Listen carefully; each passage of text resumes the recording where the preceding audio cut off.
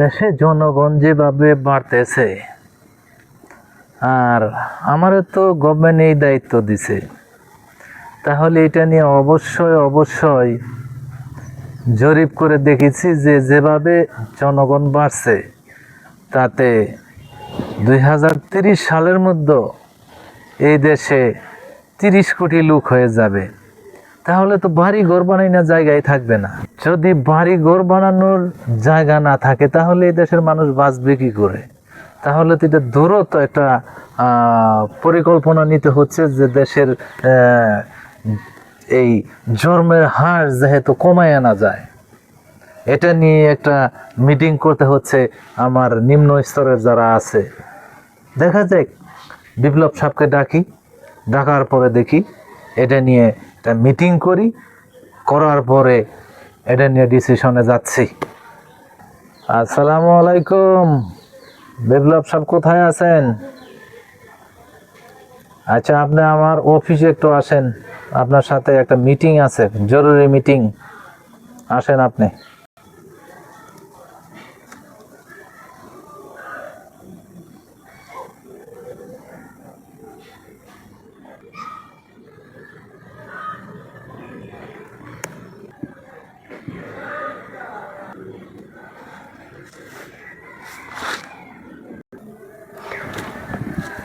বিপ্লব সাহেবকে কল দিলাম, আয়তা এত দেরি করছে, বুঝতে পারছি যে অবস্থা। আসসালামু আলাইকুম। ওয়ালাইকুম আসসালাম। কি অবস্থা? হ্যাঁ, বসেন। কি মনে করে ফোন দিলাম বর্তমানে দেশের জনগণ 18 কোটি। হ্যাঁ, 2025 সাল। আমি একটা পরিসংখ্যান করে দেখলাম, বাংলাদেশের মানুষ 2030 সালে 30 কোটি মানুষ হয়ে যাবে। হ্যাঁ, তা তো বটে। যদি দেশে 30 কোটি মানুষ হয়ে যায়, তো এই দেশে শুধু খালি বাড়ি ঘর বানাই না জায়গায় থাকবে না। তাহলে এই জন্ম নিয়ন্ত্রণ আমাদের আরো কমে আনতে হবে। আপনি কঠিন একটা কথা বলছেন। হ্যাঁ, কারণ আমরা কিন্তু এভাবে ভাই দেখি না কখনো। এই চিন্তা চেতনা গুলো আমাদের মাথায় থাকে না। অবশ্যই।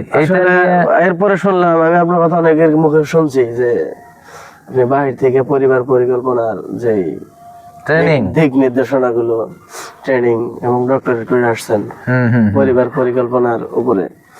তো সেই বিষয়ে যদি এই গ্রামীণের যে ভাবটা আছে, গ্রামগঞ্জে এগুলো বেশি মানে অবশ্যই গ্রামগঞ্জে এগুলা নিয়ে একটা প্রোগ্রাম করতে হবে, এবং কি গ্রামের মানুষকে বুঝাইতে হবে যে আসলে পরিবার পরিকল্পনার যে পদ্ধতি আছে এগুলো গ্রহণ করতে হবে, এবং কি কিভাবে কি নিয়মাদি এগুলা নিয়ে আপনার গ্রামে যেতে হবে, যে এগুলা নিয়ে সবার সাথে ডেকে নিয়ে একটা মিটিং করতে হবে।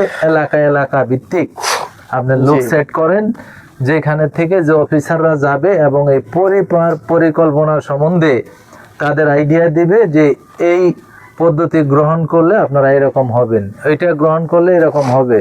তাহলে দেশের জনসংখ্যা আমরা স্থির রাখতে পারবো বা মেনটেন রাখতে পারবো। যদি সেই জিনিসটা না করেন, তাহলে 2030 সালে 30 কোটি মানুষ হয়ে যাবে।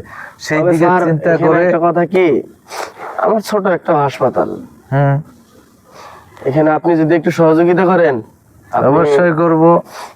ডক্টরেট করে আসছেন, যদি আপনি আমাদের সাথে সহযোগিতা করেন, তাহলে অবশ্যই আমার সাপোর্ট আপনাদের সাথে 100% আছে। যে আমি আপনাদের সাথে স্লোগান থাকবে। হ্যাঁ, অবশ্যই হলে ভালো হয়, দুটি হলে আর নয়। হ্যাঁ, এরকম একটা স্লোগান থাকবে। আমরা গ্রামগঞ্জে যে ফ্যামিলি আছে এদেরকে বলবো ছোট পরিবার সবচেয়ে ভালো হয়। সকল বিষয়ে দিক দিয়ে স্লোগান থাকবে, একটি মেয়ে একটি ছেলে যথেষ্ট, বা দুইটি মেয়ে যথেষ্ট, বা ছেলে হোক বা মেয়ে হোক, দুইটি ছেলে যথেষ্ট। দেখা যাচ্ছে যে একজনের দুইটি ছেলে হয়েছে, মেয়ে নেই, আরেকটা নিচে ছেলে হয়েছে, আরেকটা নিচে ছেলে হয়েছে। এভাবে দেখা গেছে যে 1 ডজন ছেলে হয়েছে, মেয়ে হয় নাই। আমরা এটা কখনো করব না। আর কারো দেখা যাচ্ছে যে 5টা মেয়ে হয়েছে, 6 নম্বরে ছেলে হবে, আবারও মেয়ে হয়েছে, 6 নাম্বারটা মেয়ে হয়েছে, দেখেছে 7 নাম্বার নিচ্ছে, 7 নাম্বারও যে মেয়ে হচ্ছে। আমরা এটা কখনোই করব না। আমরা করব কোনটা, যে একটি মেয়ে হয়েছে আর একটি মেয়ে হয়েছে, স্টপ, আর আমাদের বাচ্চার দরকার নেই, দুইটি মেয়েই মানে আমাদের ছেলে, জি। এবং দুইটি ছেলে হয়েছে, যেমন একটি ছেলে আর একটি ছেলে হয়েছে, হ্যাঁ দুইটি ছেলে আমাদের জন্য যথেষ্ট। এখানে কিছু কিছু এইটাই ফ্যামিলিতে স্লোগান থাকবে। স্যার শুনেন, কিছু কিছু ফ্যামিলিতে এরকম চিন্তা ভাবনা করে যে বাবার গার্ডিয়ান যারা, যে মেয়ে হয়েছে তাহলে আমার বংশ প্রদীপ কে জ্বালাবে, এটা সেটা অনেক কিছু ভাবে, কিন্তু একটার পর একটা একটার পর একটা আসলে এটা না। আসলে বর্তমানে বাংলাদেশে আমাদের যে মেয়েদের যে একটা কি বলে এটা অধিকার, এটা কিন্তু একটা পুরুষেরও যে অধিকার, এটা মেয়েদেরও সেই ঠিক একই অধিকার। আমরা গ্রামগঞ্জে যারা আছি মেয়েদেরকে লেখাপড়া করাতে চাই না। না না না না, এখানে এরকম একটি হয় যে মেয়ে একটা সময় মানে- মেয়েদের লেখাপড়া করাতে একটি চাচ্ছে মেয়ে না। মানে একটি ছেলে, একটি হ্যাঁ। ছেলে মানে একটি মেয়ে। সো এটা কখনো ছোট বড় করে দেখা যাবে না, না। আমাদের সবার সচেতন হবে। বিশেষ হতে করে হবে। আমি আমার গ্রামের কথা বলতেছি, এটা যে ওই আচ্ছা ঠিক আছে, পাশেই- এটা বাদ দিয়ে আপনি ওই গ্রামে গ্রামে প্রতিটা একটা team মহল্লায় একটা টিম গঠনের ব্যবস্থা করেন, ইনশাআল্লাহ টিমটা গঠন তাহলে করার ব্যবস্থা হাসপাতালে করেন। কালকে বসি। আপনি অবশ্যই তাহলে কখন আসবেন? কাল 10টায়, সকাল 10টা, সকাল 10টায়। ইনশাআল্লাহ। আল্লাহ হাফেজ, ভালো থাকেন। ওকে, আসসালামু আলাইকুম। ওয়ালাইকুম আসবেন আসসালাম। কিন্তু অবশ্যই। অবশ্যই অবশ্যই, ভালো একটা উদ্যোগ।